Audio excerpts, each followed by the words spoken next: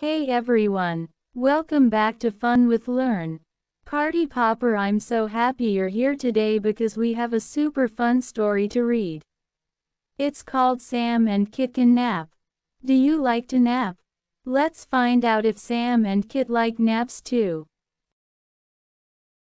Sam and Kit can nap in a pot. Sam and Kit can nap in a cot. Sam and Kit can nap on a mat.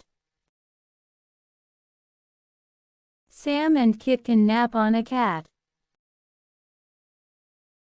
Sam and Kit can nap in a pan. Sam and Kit can nap on Nan. Sam and Kit can not nap on a dog. That was such a fun story. I hope you enjoyed reading Sam and Kit Can Nap with me today. If you liked it, don't forget to give this video a big thumbs up and subscribe for more fun stories.